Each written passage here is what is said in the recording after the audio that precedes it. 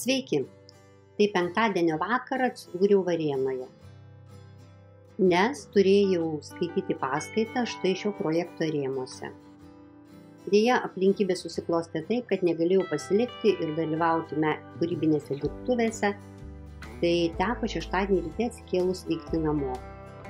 Su drauge nusprendėme, kad pakeliui bent jau užsuksime kur nors, pavyzdžiui, kokius valkininkus, truputėlį pasivaikščiosim ir padarysime keletą nuotraukų. Artėjant prie valkininkų pamatėme, kad vyksta bobausių šventė. Organizatoriai dar tik tai krovėsi savo daiktus, taigi mes pažioplinėjom, nusipirkom bobausių ir patraukėm toliau.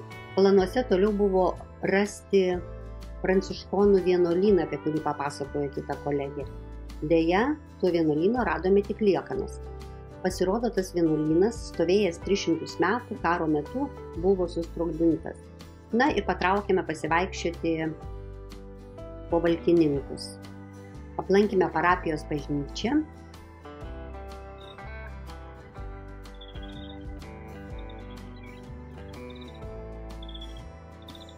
Viduje aš vėl įsitraukiau savo pinholo kamerą. Bus įdomu pasižiūrėti, kas gavosi.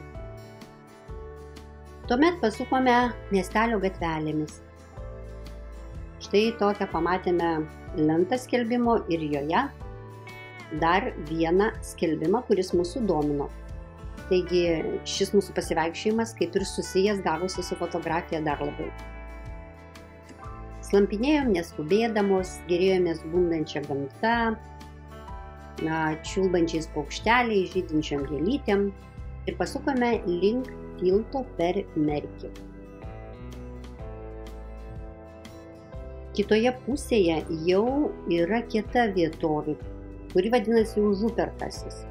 Tai pasivaikščiosim ir ten. Merkys patvinęs, žinoma, fotografavome jį ir aplinkui taip žydėjo ievos, labai senai pamirštas kvapas. Ir apžiūrinėjome, aišku, vietinius trobesius. Smalsavome, kaipgi čia žmonės gyvena. Nusprendėme, kad gyvena sykiai ir gražiai. Daugybė gėlių. Pamačiau, kad jau yra rūgštynių, labai norėjau prisirinkti, nes labai mėgstu rūgštynių sriubą. Vienu žodžiu, keliavome toliau link pažintinio tako. Labai toliai mišką neėjome, viso tako nenuėjom, bet tiesiog pasmalsavom, ką čia rasime. Ir štai pamačiau, mįslė numeris 2. Kokio aukščio ši pušis?